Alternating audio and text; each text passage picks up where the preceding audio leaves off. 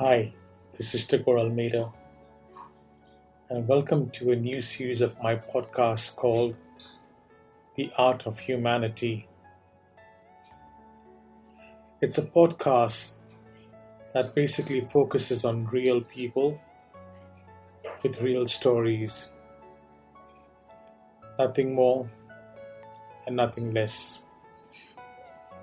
My guests are people who have either gone through these challenges themselves or are family and loved ones of people who have gone through these challenges. Are not just people that have survived, they have stood up again. They have been shining like a little drop of light in a room full of darkness. And here they are talking about their stories in an attempt that it will shed light, it will shed bravery, it will shed support to those who need it. And the essence of being brave and surviving and then standing up to help other people is what I simply call the art of humanity. And welcome to Season 1, Episode 1 of my podcast, The Art of Humanity. In this first ever episode, we're talking about sexual abuse. Sexual abuse during childhood, marital abuse, and even from a man's perspective, abuse on an emotional level as well.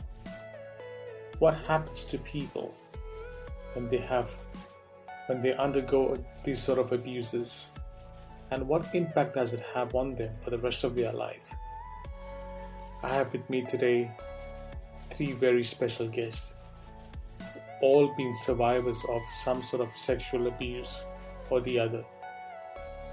And in fact, they are the ones who initiated this podcast because they wanted to share their story. And that's what they're doing in their normal life at the moment, is they're sharing their experiences with people with one intent, and that's to help people find within themselves the bravery to survive an abuse, and also to provide guidance, provide signs to the loved ones of such people who are going through it, so that in any possible way these conversations can help someone or the other to overcome and to survive the abuse that they've gone through. So my first guest, she's very interested in ancient knowledge and wisdom. She's always been very attracted towards physical fitness, and she even got a silver medal in a judo championship in a state in India. Initially she was watching her mother do yoga, but subsequently she went and got herself trained in not one but 2 schools of yoga. She became a trained hypnotherapist and trained in social meditation as well. She has completed her Tantra teacher's training as it goes. Currently she's guiding people and coaching people who are seeking a spiritual answer within themselves, or finding their spiritual path. And her newest passion is practicing zero waste living.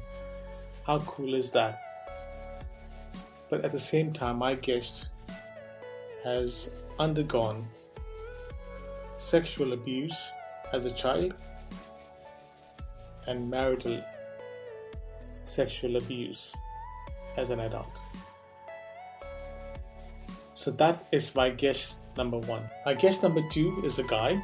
Well, he is an engineer by qualification. He has formerly also studied hypnotherapy, neuro-linguistic programming, the NLP, and also he's an energy healer as well. And he's studied energy healing as well.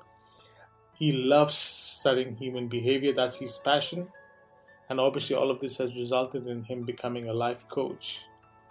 In his spare time, when he's not doing that, he likes to explore the unexplored.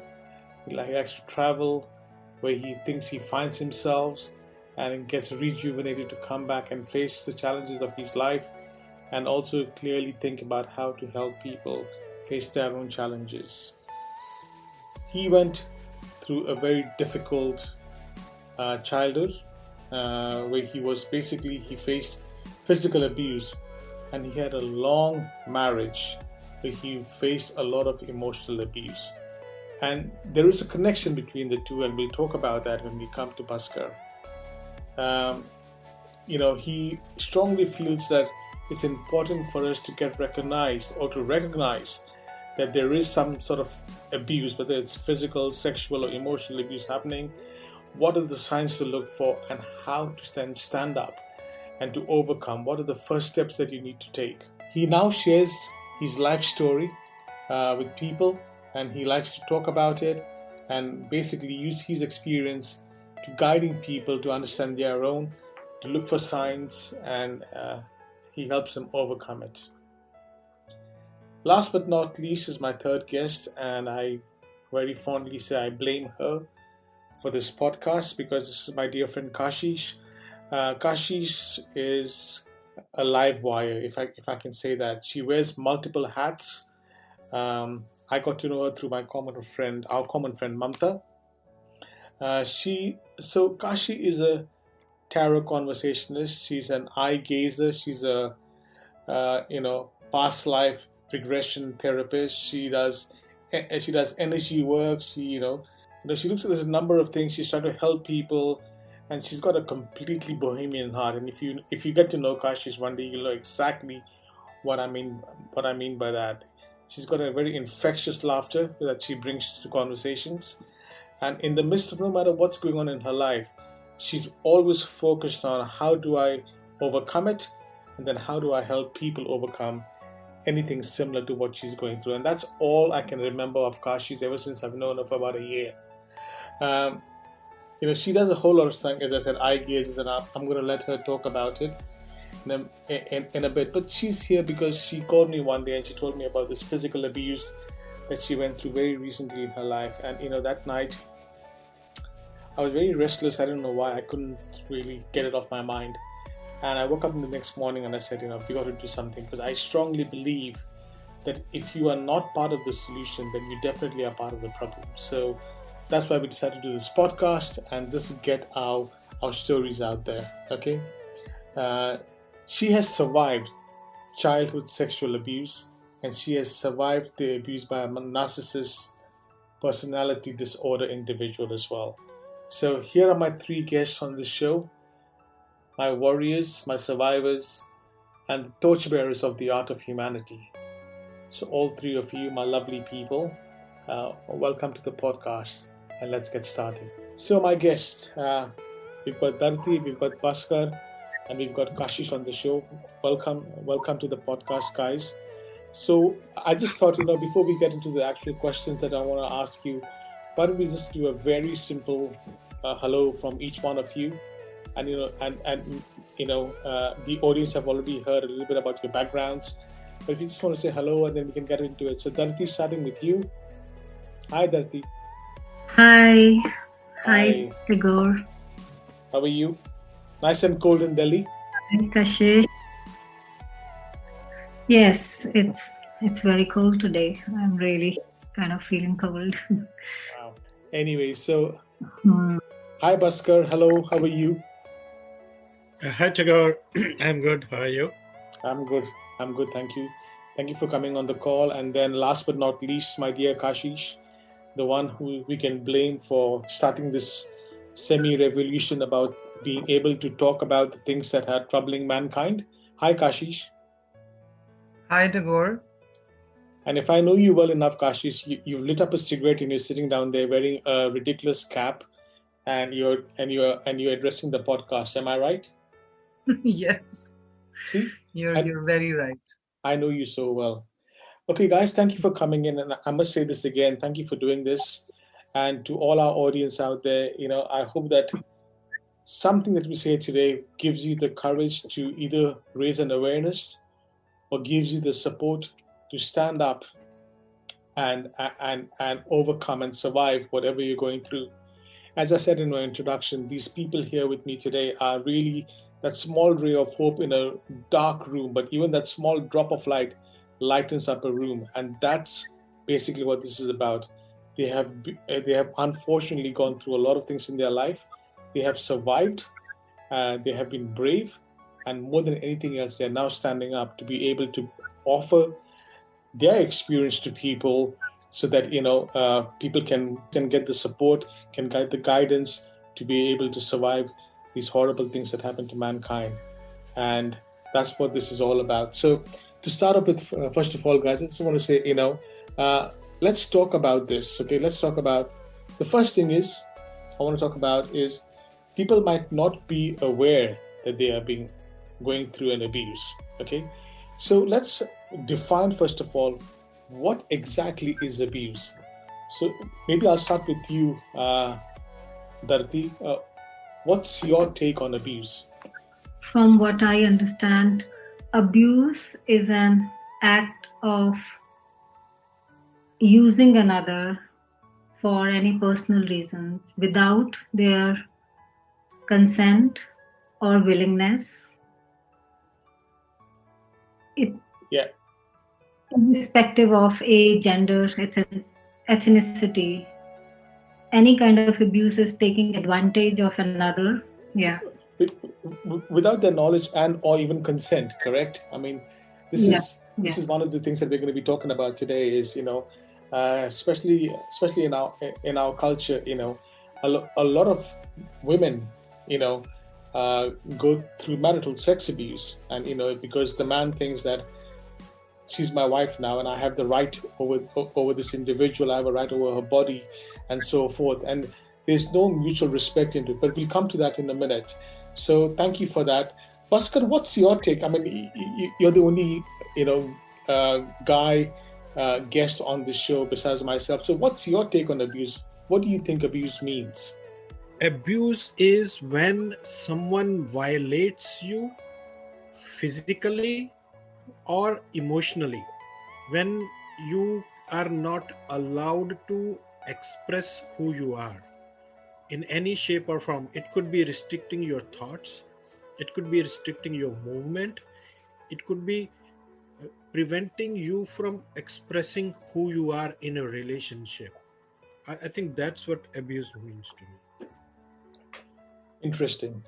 Kashish, I know that you've been through a lot in this particular matter. What does abuse mean to you? Well, adding on to what my dear friends have said, I think it's also shaming. And I ended up doing a little bit of, actually little or lot, bit of research on abuse, and there are over 100 types of abuse. We can keep where our spirit is, in terms of anything, in terms of physicality, financial, emotional, mental, physical, where we are taken advantage of without us being aware of it.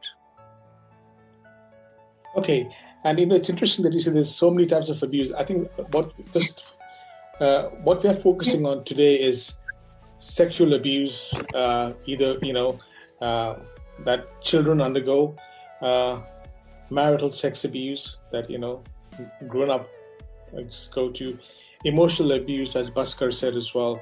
So let's just sort of, because it's such a huge topic, let's focus on these three at the moment.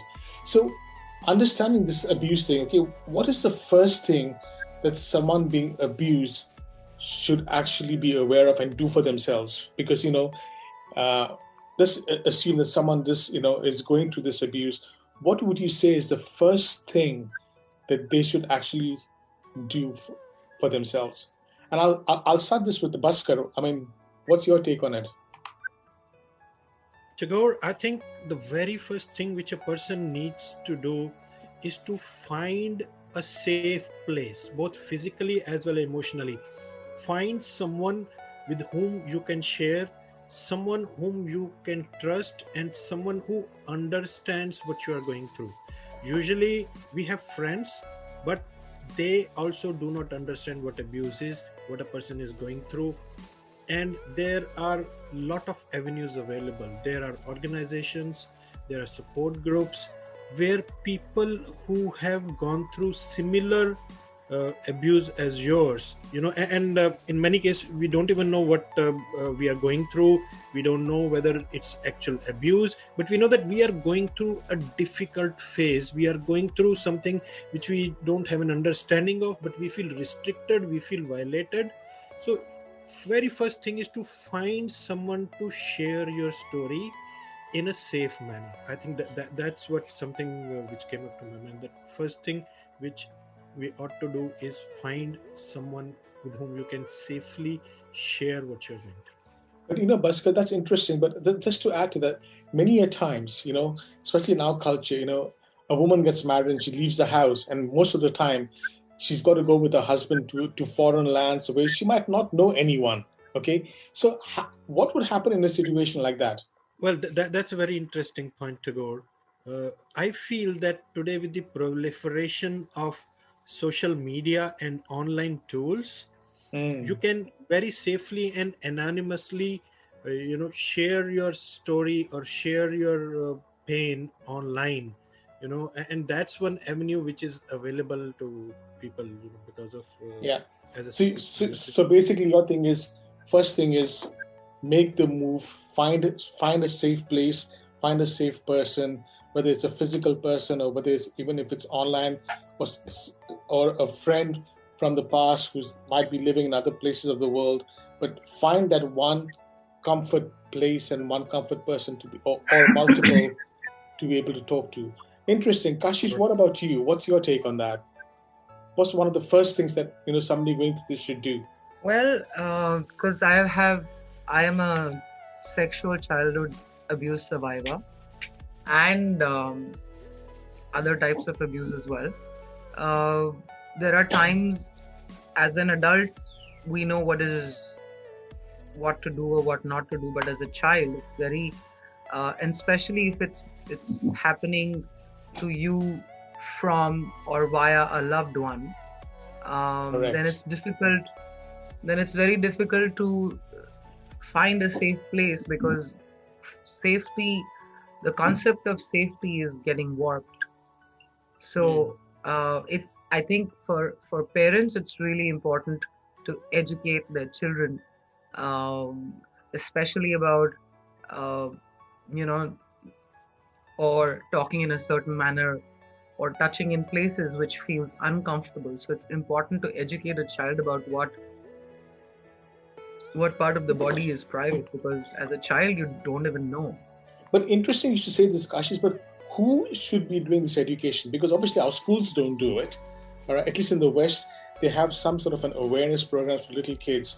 But in most countries in the East, they don't have this culture about talking to the children. I'm not saying it's right, but who should be doing this, and how do you think we can address this issue with our kids? We can be grateful to social media. We can spread awareness through that, and like Bhaskar said, there are many organizations. A friend of mine as well has an organization where she goes and educates different children in schools about what actually abuse is. So those are two mediums that one can utilize. I also think But I also think, Kashi, sorry to interrupt, but I also think that it's actually fundamentally the right of the parents as well. It is the fundamental right of the parents, but in my case, unfortunately, it was happening with a loved one or by a loved one. Correct. So in that case, it's important that the schools educate, or at least the family does, or the mother does. I mean, somebody needs to take that responsibility. Yeah. And I was reading somewhere that most of the kids who have been sexually abused are usually sexually abused by somebody in the family. And that's terrible. That is absolutely terrible. Yeah.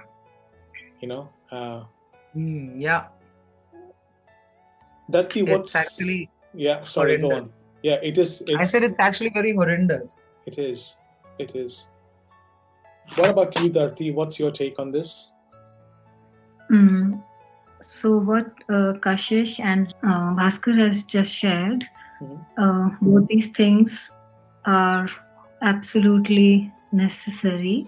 But in my case, I was a very shy, introvert person. I didn't know that I could share because I would always fear of being judged or blamed. So sharing was not one of the options I could take. And when we talk about awareness or parents taking this responsibility or schools, I think now for the past decade or so, this is happening a lot because I remember when my children were young, so this drive had already started to educate them. So in my case, I was relying mainly on my journal writing, and I started meditating to understand what is happening with me. Is it right or not? I was not very sure because the social fabric of our society is such that you are not sure if this is abuse or this is a norm that is happening, and you have to really accept it or you have a right. So I was still in that dilemma all through. Okay. So my way to get in touch with my true essence, with my true self, it only came about when I was deep in meditations. That I would like to quote Emily Dickinson when she says about, I am afraid to own a body. I am afraid to own a soul. Profound, precarious, property, possession, not optional. This is exactly how I felt. Is this body my body? No, I hear you, Dharti. But here's the thing, right? But coming back specifically to you, so you didn't have, like Kashi says, well, didn't have the opportunity to go and find someone to talk to, and you were an introvert, but you find writing into a journal, and you found meditation. How did that help you, take the first step towards survival? How did that help you? It helped me to build courage and trust myself. Okay. It helped me to know that whatever is happening is not my fault.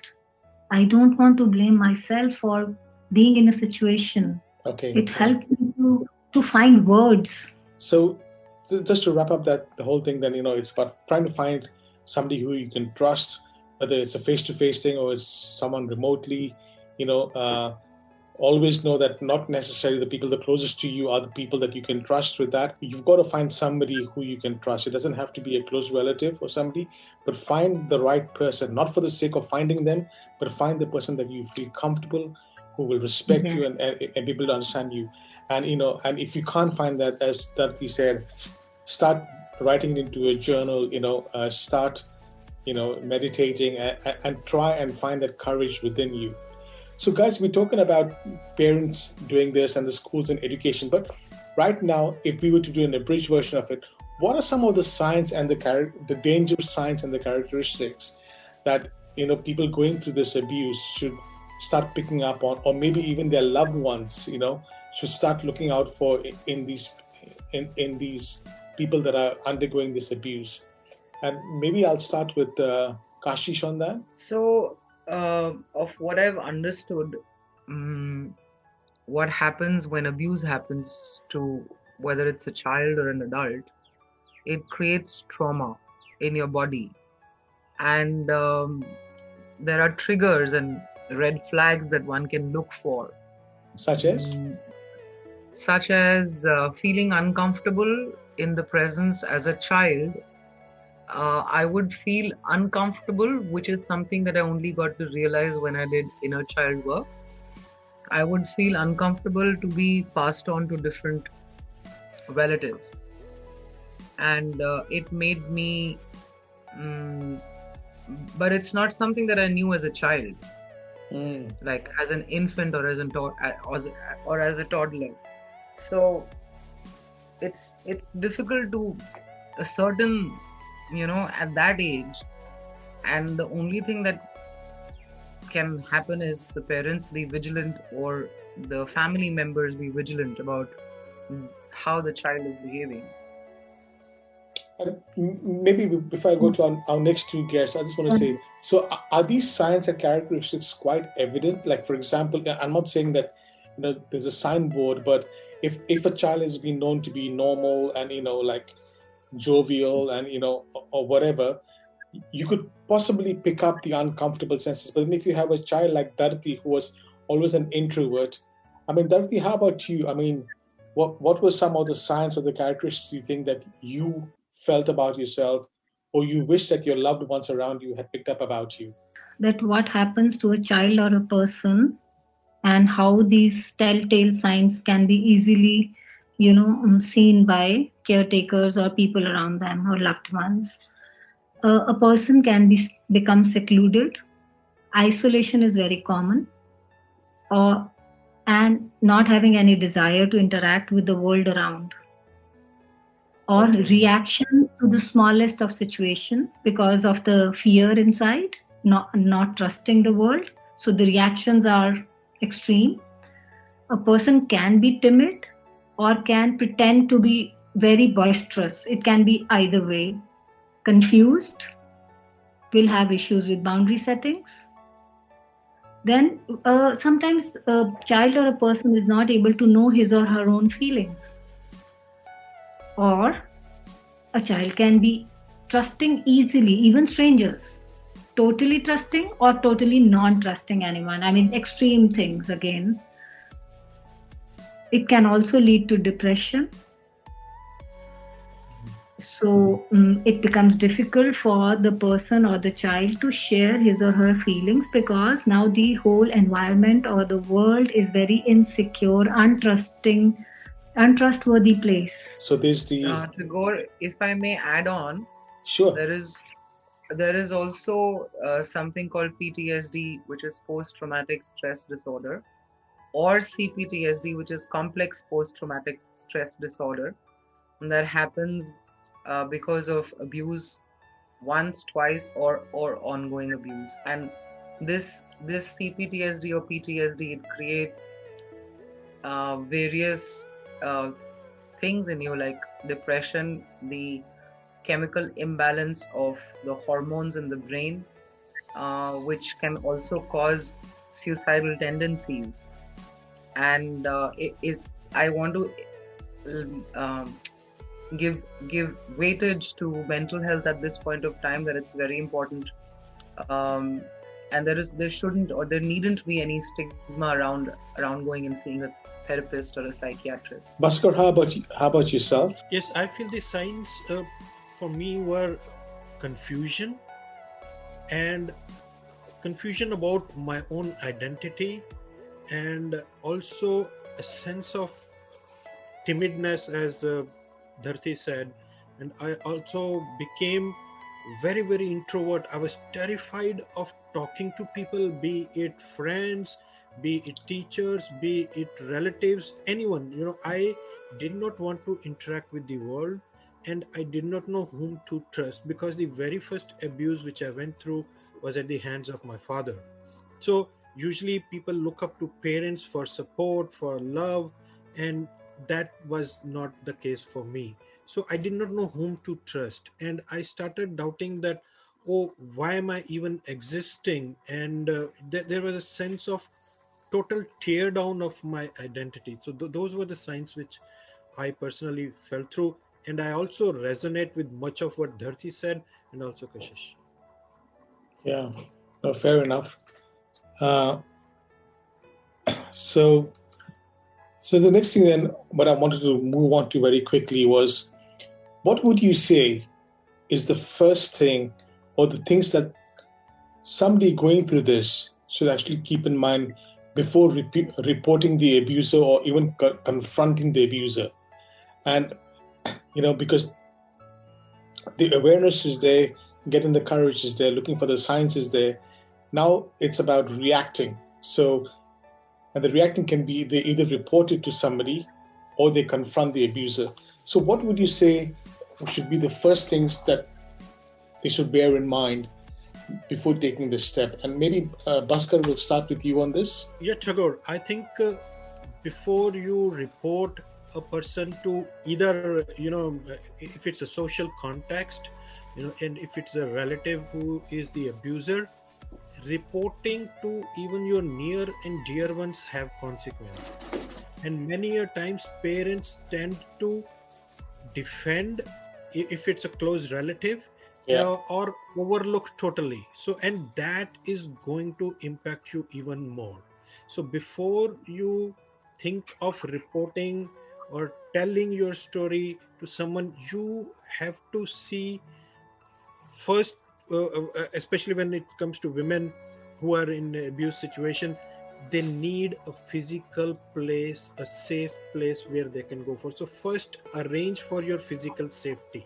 That's very, very important. And again, as I said, that a support group or a person who can support you emotionally, and in some cases you might even need legal support. So very first thing to bear in mind is that, do I have a place where I can go and safely stay when I report and when I tell about my abuser? So what if he comes back? So very first thing is the physical threat. So you ought to get to a place where you are physically safe, and next step is where you are emotionally safe and where you have legal and other support. And it's not always easy, it's very, very difficult.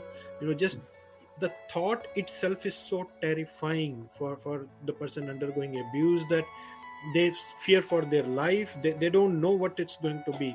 So even planning for that step needs to be with an expert who understands what you are going through and who has handled similar situation. Okay. And I think anywhere in the world these days, Bhaskar, I mean, there should be support groups. I think you should be able to find them and, take your time to win their confidence, and I think, and then be able to open up and, work with them to find your safer haven or an emotional support. But this, fortunately, as many evil people that are out there, there are also groups that are genuinely out there to help and to reach out. So yes, I think that would be the first thing to do. Kashish, what about you? What do you have to say about this? What did you have to worry about, or maybe you wish that you had thought about before reporting or confronting your abuser? Well, I did not get the opportunity to do that because he had passed away. Though I did call for a family meeting, and it's interesting that, like Bhaskar said, I was questioned as to, because what happened to me, it happened for 5 years, starting at the age of 3, continuing till I was about 8 years old. And when I said it happened for 5 years to my family, their first question was, no, it could not have happened for so many, years. Like once was okay. So it's difficult, and it took me a lot of time and them, because the image of a loved one was breaking in their minds. And I am grateful for my therapist's support at that point of time, because she was the one who actually was able to talk to them without an emotional inference, which I had gotten into. Okay. But Kashish, I mean, we'll come to that in a minute. But I know exactly what you went through. But for the 8 years that you went through this abuse by one particular individual in your family, but after that, it's left a domino effect on your life, right? I mean, you haven't been able to overcome that in many ways. It's impacted the way you've looked at relationships as well, and in many ways made you very vulnerable a lot of the times. Am I right to assume that? Yes, it has impacted, or rather had impacted, because now I'm doing therapy. I'm in therapy. So it has impacted in many ways. Like I've been told by my friends that I'm like I'm very bold or fearless. But the unfortunate part is that because as a child, I was growing up in an environment which I did not feel is safe for me. I was vigilant all the time. And so the wiring of, let's say, when the body is telling the brain that I'm in a dangerous situation, and if it's constantly on red alert, the wiring gets warped. So it's not like I'm fearless. I do not recognize what fear is. Sorry, Dorothy, coming over to you now, and your take on this. Um, one of the most important thing I would say is to accept and admit to self. Wow. More often than not, we are not taught to value or trust, even if the signals we are getting from the outside and the signals we're getting from inside is that this is not right, this is not right.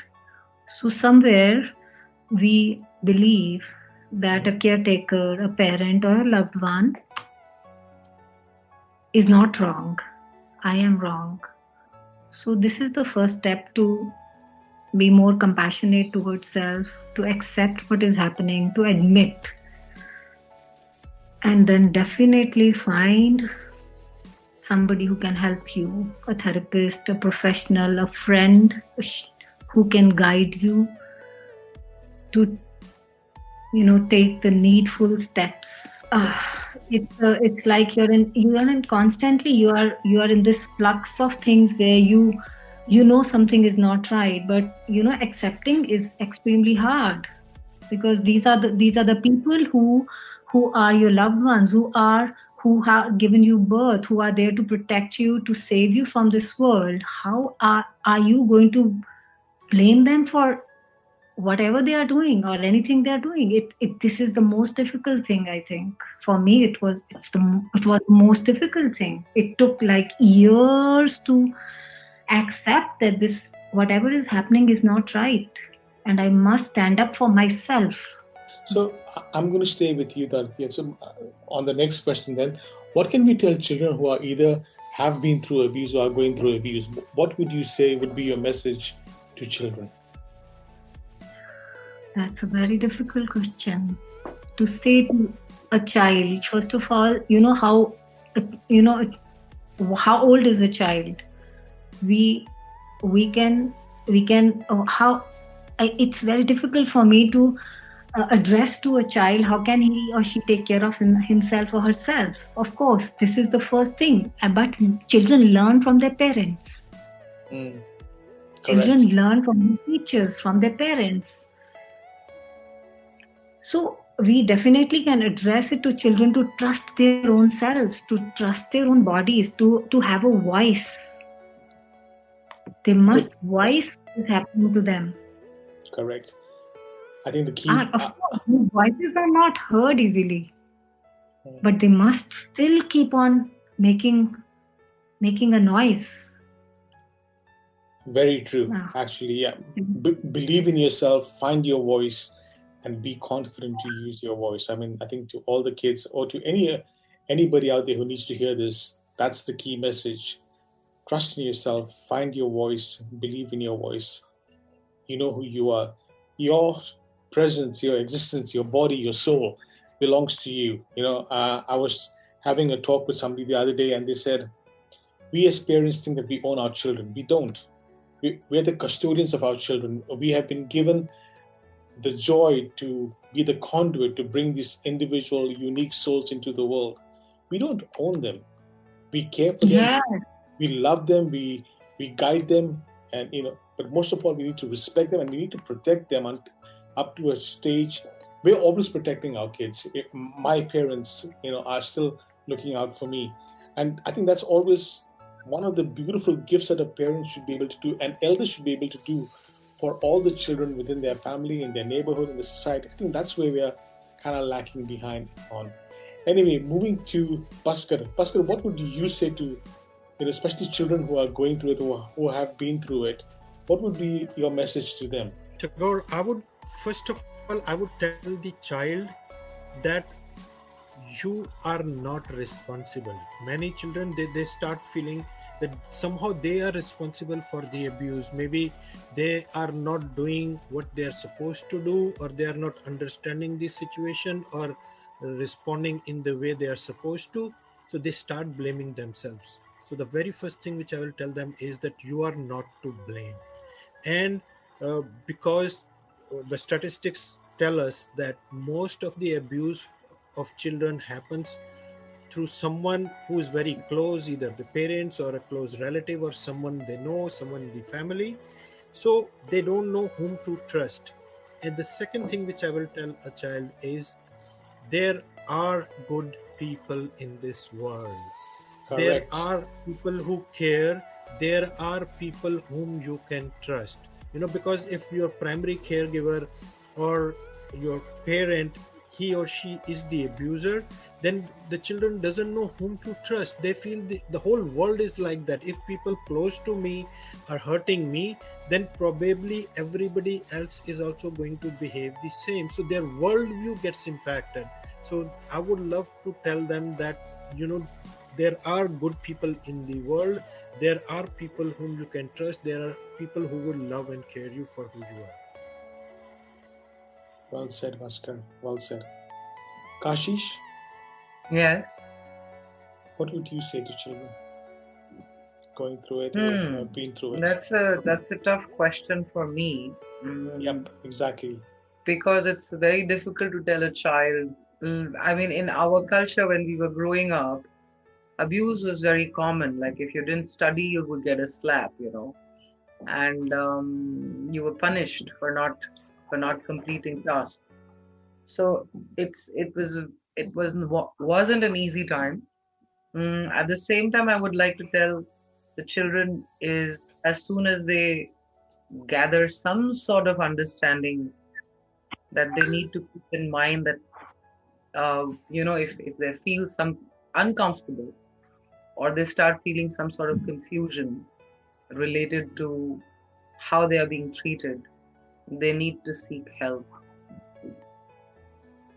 Yeah. Voice. So I think that's the key thing. I think on what should we tell kids? I think the first thing what Darti said, find the confidence, find your voice, use your voice, be assured that of your voice. Bhaskar added, you've done nothing wrong. So know that, never forget the fact that you've done nothing wrong. And, there are good people in the world. And then Kashish, you topped it up by saying, just remember that if you're feeling uncomfortable about something, that means there's a good chance that what is happening to you is not right. Trust yourself and basically go ahead with it. So then I'm going to come back to Bhaskar on this one question here, and my two women guests can also contribute. But Bhaskar, what would you say to men who go through abuse? Because, that might be a small group of people, of men who go through this, but there are still a good amount of men who also get abused as well in their lives. So what would you say to men? Because there's a bigger stigma, believe it or not, there's a bigger stigma because guys tend to look upon themselves as being the tougher guys, and men don't cry. So when a guy as a kid gets sexually abused, or a grown-up man goes through that, or even an emotional abuse, it becomes more difficult, I think, in many ways for a man to kind of address it, confront it, and so forth. So what would you say to men in this position? You have very rightly said, Tagore, that for a man, it's much more difficult to articulate his emotions. And also, traditionally, men are considered to be strong, and it is a sign of weakness to undergo abuse. And many people, they don't believe. The very first thought a guy has in mind is that, oh, will people believe me? So especially if you are undergoing marital abuse and denial of intimacy, I personally went through. So somehow men feel that, oh, I would be blamed. People would say, oh, there's something wrong with you. You must have either not fulfilled your responsibilities or did what was right for you to do. That's why you suffered abuse. So there is a sense of disbelief in people, and the guy thinks that will people believe me when I tell them my story? What would they think about me? Will they think that, oh, he was very weak, he was not man enough, that he suffered abuse? So that's I feel that so for men, I would say that it is okay, you underwent abuse, and that is your reality, and it is okay to share your story. It is okay to come out. You are actually showing courage by coming out and sharing your story. You are not becoming weak by sharing your story.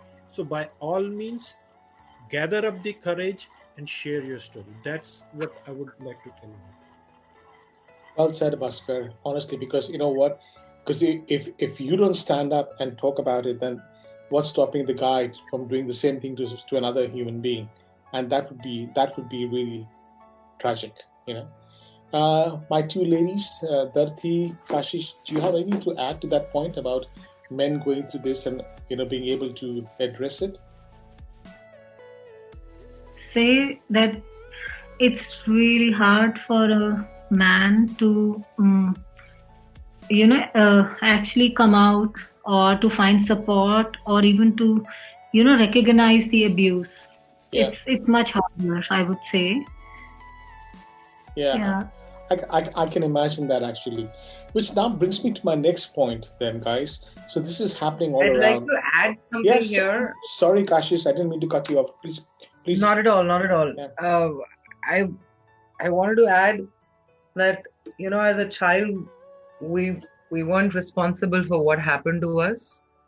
At the same time, as an adult, it is my responsibility to take care of what I have gone through and reparent myself. Well or said.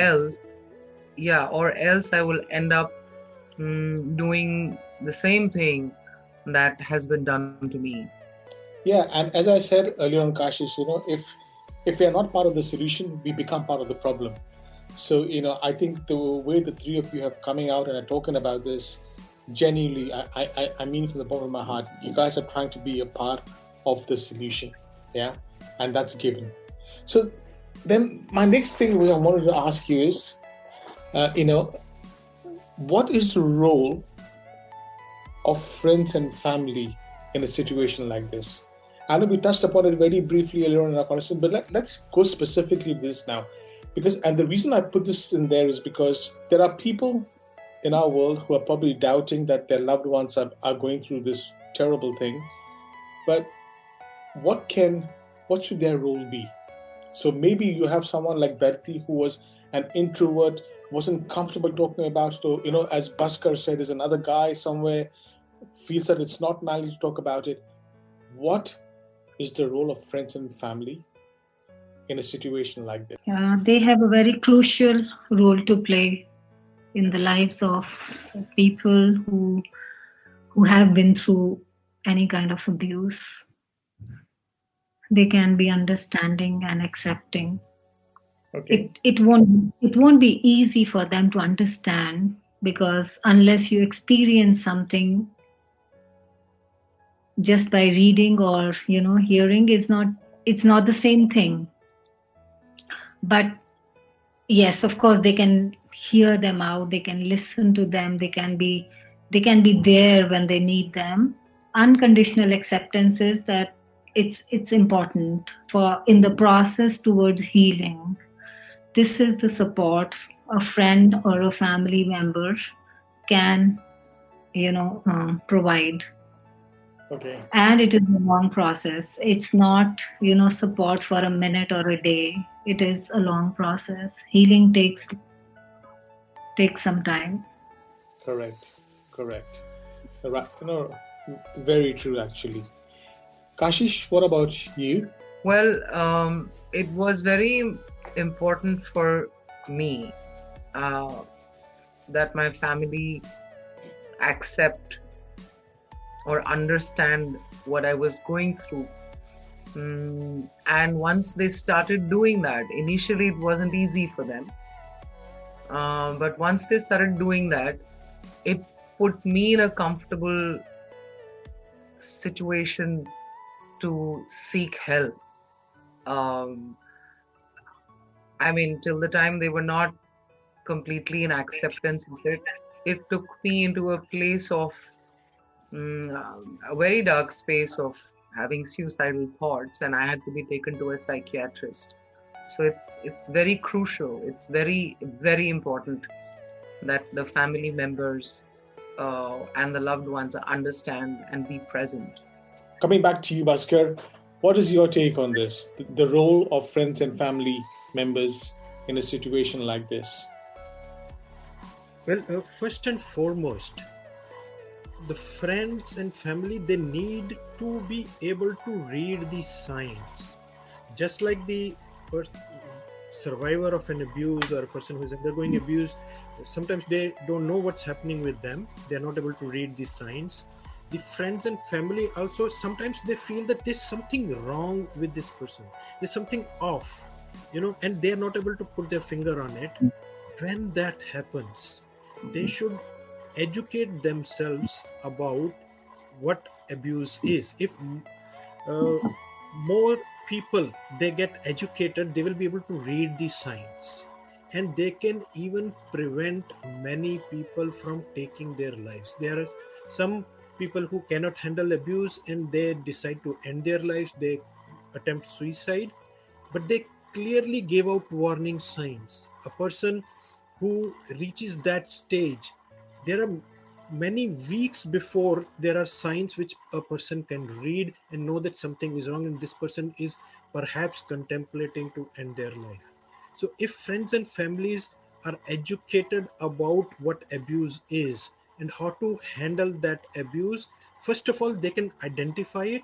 Next step is to take that person into confidence and just listen to them. Most of us, when we hear a story, we have advice to give. We say, leave your husband if he is abusing you, or do this, file legal action. First step is not that. First step is just to listen so that that person can trust you, and then understand, and finding a solution comes later, remedy comes later. The very first thing is, if you are able to identify the warning signs and talk to that person, so you could actually save a life if you talk to that person, because there are chances that that person has no one to talk to, and if one person can be that support, give that lending ear, it could be a world of difference to that person. Well said, actually, Bhaskar. I would like to add, if it is okay. I'm interrupting Of course, you. please. Bharti, it's your platform. Please go ahead. So what I want to add is that finding family and friends support, or having family and friends support, is very, very important. Otherwise, healing is almost either impossible or very difficult. We need each other. We all need each other. And during these times, the support of family members and friends who understand, or who at least try to understand, and talk to your therapist, or try to just be by your side, or listen to you, as Bhaskar is saying, as Kashyap is saying, is I want to stress it as much as possible, because this is one thing which is so important. Otherwise, you are again alone. Correct. You need people. You need your family's strength. You need your loved one's strength. You need your friends. You cannot come out of this alone, because you were not in there alone. There were people who had took you down to that level of suffering. The grief is so much. The angst is so much. You cannot undo it all by yourself. Interesting.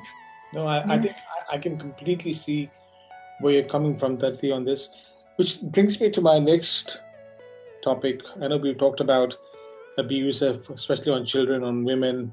We touched upon a little bit about men. But one of the things that people don't want to talk about often when it comes to sexual abuse is marital rape. It's a very common thing.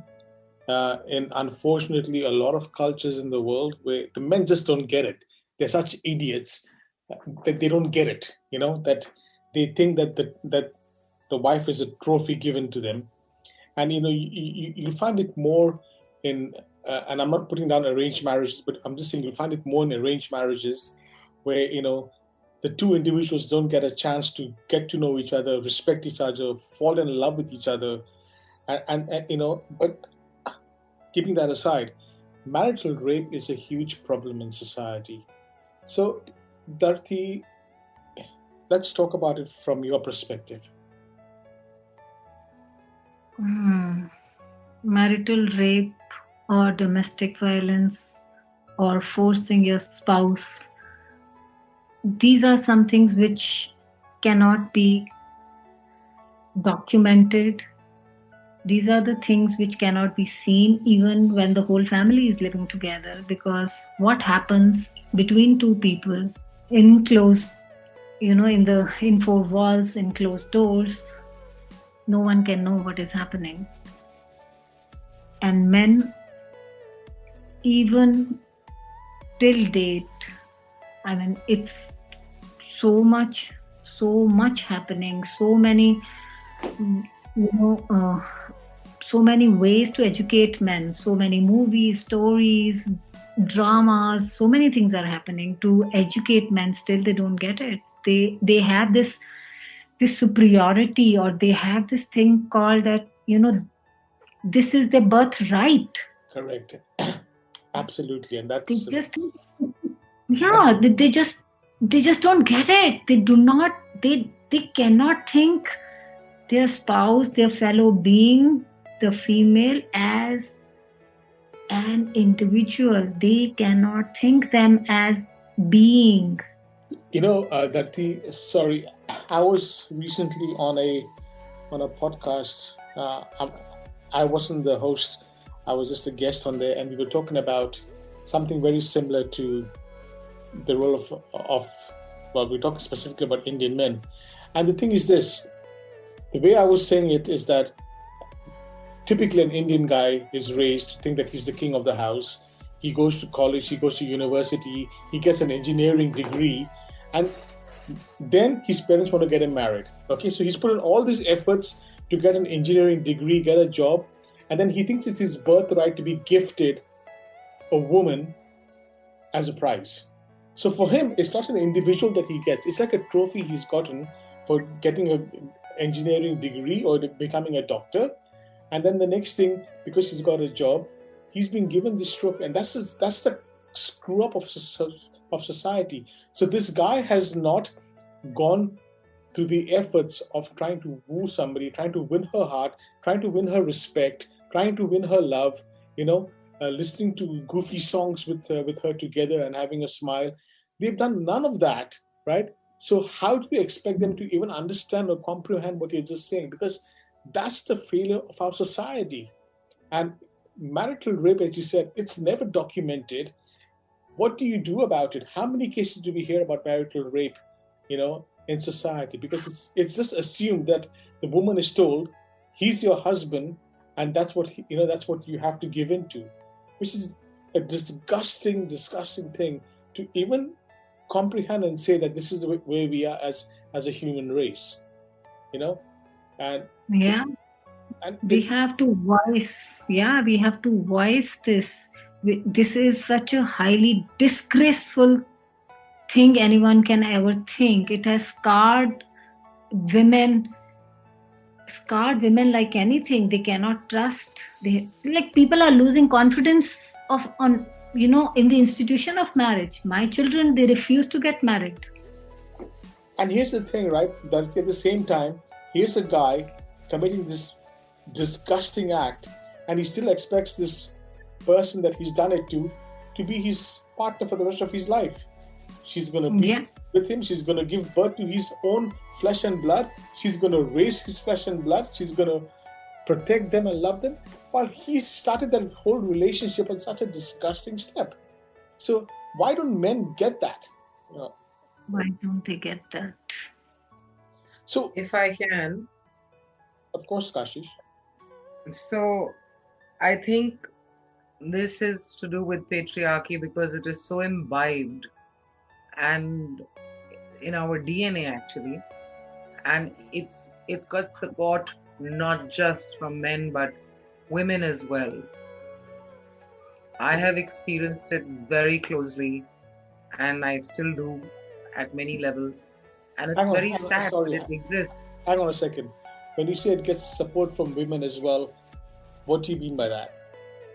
Like for example, when you're referring to Gore, when you're referring to marital rape, Yeah. if the man is performing such a disgusting act, or is responsible for such a disgusting act, he, I am sure, will get support from his family for doing this. Oh, you mean that way? Yes, correct. Yeah. No, because they see nothing wrong in it, right? I mean, the heights of inhumanity is that they see nothing wrong in it. You know, like some of our Bollywood films back in the 70s and the 80s, traditionally they would show a guy drinking milk by the bedside table, doing push-ups. I mean, what's he getting ready for? A workout? I mean, where is the essence of this? You know, the sincerity, the purity of that whole thing. But we have been trained, you know, whether it's culturally or through our cinema, whatever it is, that this is what a honeymoon night is supposed to be for a guy. And how do we undo that? Because even people who are educated, doctors, engineers, lawyers, they're the people doing this as well. I can say one thing here. My ex-husband said, if I refuse him sex for one time, he says, what is this marriage all about?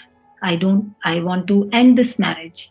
So the whole idea of marriage is equivalent to the amount of sex you receive. I'm sorry for using this kind of a language because Not that's at all. what I have I have lived my life through that sentence. If I say no, then marriage is nulled. But Bhaskar, what do you have to say about it from a guy's perspective? Yeah, I tend to agree with Kashish. Somehow, and I know it is true for most Indian men. I'm not sure about other societies, that they think that sex is a privilege for them, which has been endowed upon them through the act of marriage. So if I am married, it is my right to demand and receive sex whenever I feel like. That's what most of the men think, and that's how they behave. And that's why they demand physical pleasure at their whim and fancy, and they do not understand the word consent. And I'm really sorry to say, but the women also, they do not know how to express non-consent. Sometimes they just allow the act to go through because they do not express their that they are not consenting to it. They just allow it to happen. So women need to be more assertive to say no, I do not want it at this time. And men need to understand that it is not your right, it is not your privilege. It is an act where two people with consent come together and express love. That's why it's called making love. It's not something which you can wrest from another human being. And men need to respect sovereign individual and the soul with whom either they are in a relationship with or they are married to. So I think from both ends we need to address it. And sometimes, as rightly said by Kashish, women are enabler. They are silent enablers of either Correct. marital rape or even Correct. incest. A mother knows that her daughter is being raped by her husband, but due to the social stigma and what would come to the honor, family honor, they do not voice, even in the privacy of their home. She does not express her protest against this heinous act. So I think we need to enable women to be to empower them to be able to assert themselves in such situations, and we need to educate men that it is not your right and privilege to have sex whenever you want. You know what? I completely agree with you, Bhaskar. I mean, you've articulated it so well. Kashish, do you want to add anything onto that point?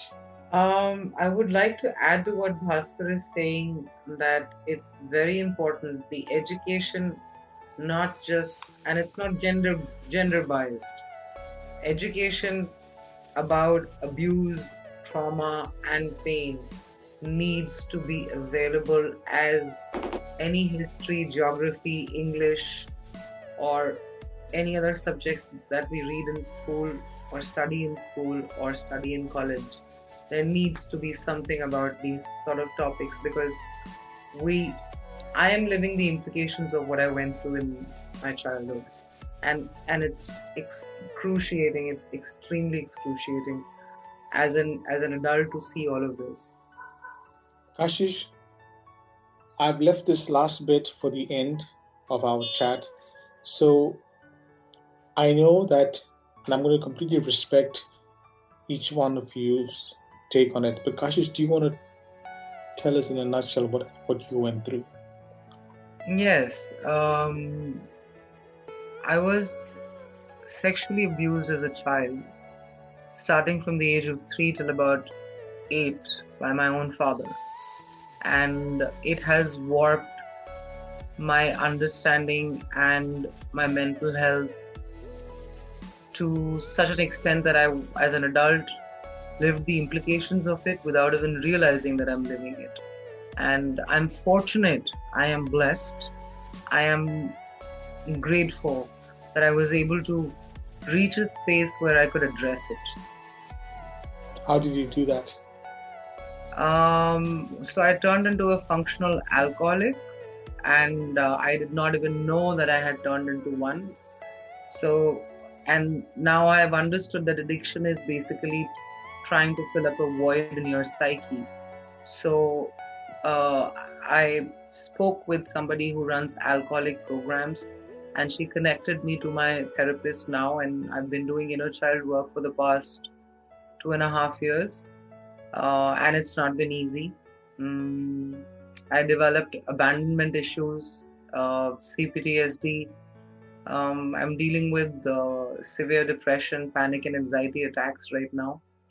And I mean, just to quickly add, like it's very sad. Like, people do not think of mental illness as a sickness. They think that you're mad. And I still get to hear a lot of stuff, but I'm at it. Yeah. Okay. Dharti, a little bit about your story, if you feel comfortable enough to talk about it. Yeah, I lived a life of I lived in the marriage of 25 years of being sexually abused or raped or marital sexual abuse and other sorts of domestic violence without having the feelings of self-blame, guilt,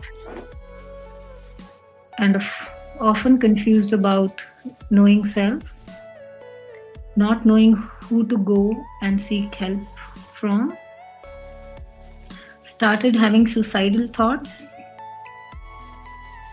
So I had hit that rock bottom when I started looking for a way to move out of my marriage, and that too was devastating because none of my family members could understand or support me.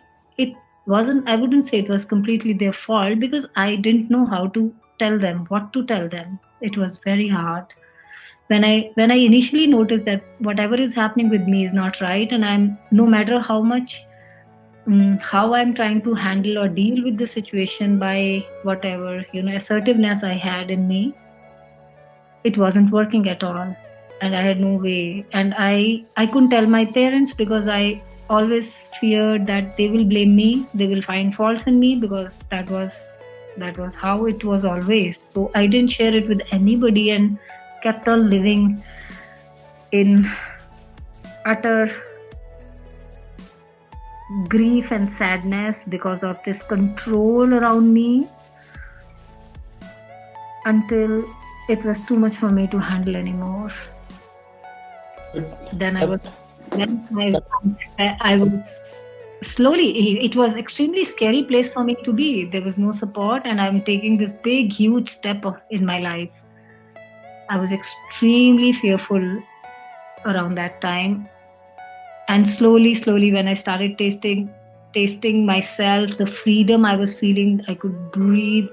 Only then, bit by bit, the confidence I could feel that I did the right thing. I was going to say that and you had kids. You had kids with this. Yes. So how did that impact the journey, if at all? See, fortunately, my children were the only one who understood me, because they had seen whatever was happening. They could sense that, even if they don't hear I wasn't the one who would complain and shout and speak, raise my voice, but still they could sense that mom is so uncomfortable, mom is going through grief. They were the only one standing by my side. Wow, that's emotionally incredible. You got wonderful. I mean, you're very fortunate. That's yes. Bhaskar, a little bit about you, if you're comfortable talking about it, please. Yeah, sure, Tagore. Actually, when I was a child, my father was a very angry man, and I underwent a lot of physical abuse and beatings, spankings. And one incident kind of, stayed in my memory, and which impacted me very adversely, was that, I was playing one day, and I was wearing shorts, and I was not wearing any shirt or anything. And my dad just rushed out of the house, and he was very angry at something. I don't know what. And he just pounced upon me, and he ripped my shorts, stripped me naked, and made me stand in front of the house where there was a road with a lot of traffic. And I felt humiliated. I felt as if I don't exist. I did not want to live. I just wanted to cease to exist at that moment. And that's exactly how I felt decades later when I was in marriage, and my wife left me for another man with whom she had a relationship before marriage. So after 12 years of marriage, I found out that she still was continuing her relationship with him. And we have discussed today, marital rape and men who force themselves upon their partners. But I have a case which is on the other end of the spectrum. I had been subjected to denial of intimacy. My wife would not let me touch her. And even when it happened, I can count in 12 years of marriage, I can count on my fingers the number of times where I actually had physical pleasure with my wife, with my ex. And she would deny me that because probably either she was in love with her ex or whatever. But later on, I found out that she was a NPD, narcissistic personality disorder. And when I came in touch with Kashish and she related her story, and then I started researching, I started reading books, and I couldn't believe what I was going through was an actual abuse from a narcissistic person. And whatever symptoms were mentioned, they all ticked. And for so many years, I wasn't even aware. Initially, when I was reading those books, I felt that no, my wife, she's so nice. How can she do like this? But then everything matched. That's when I realized that I was undergoing emotional abuse. And I don't want to take long, but for at least 5 years, she administered psychotropic drugs to me without my knowledge, consent, or permission. And I felt that, oh, I am in depression. I could not work on my business. I would always feel sleepy, and I felt that, oh, something is wrong with me. I'm depressed. But what I did not know at that time was, which I later on I found out, that she was administering me drugs for bipolar disorder. She had apparently gone to a mental hospital alone and described some symptoms, maybe from Google or from wherever, and got a prescription in my name. And she would go to a medicine shop and buy those medicines and start giving me. And apparently the reason was that she wanted to continue her affair with her ex, and she did not want me to interfere. So as I said, that I'm on the other end of the spectrum where, a woman denies physical intimacy, continues sexual relations with another person, and tries to undermine the whole personality. I felt the same way when I underwent the abuse from my father. And again, when I came to know that my wife is continuing her affair and she's denying me sexuality and giving it to another person, her ex or whatever, I again felt the same way, that I felt, where is my identity? Do I even exist? So the seeds of my abuse during adulthood were put during childhood. Had I not undergone that experience, perhaps I would have not allowed, tacitly to be abused by my married partner. Yeah, I can see that connect, Bhaskar. I can absolutely see that connect, because no matter what's going on in our lives, it's one little incident that happens in your life, and it kind of takes you back in time to the worst possible memories of your life. And it's a very normal thing. It's nothing wrong that you've done. It's not your fault. It's just the way we are wired as human beings. But before I come to the last statement that I want to say, I'm just going to Tagore, I just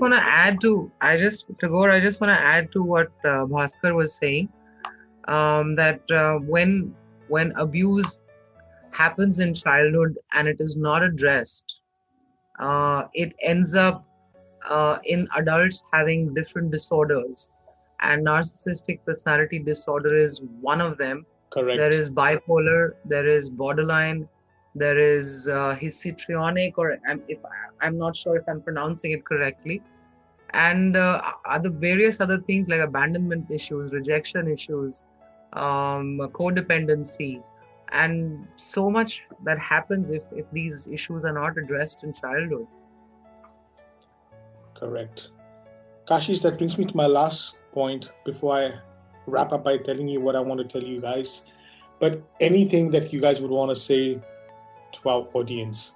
Kashish, let's go to you, since you were the one who instigated this whole movement.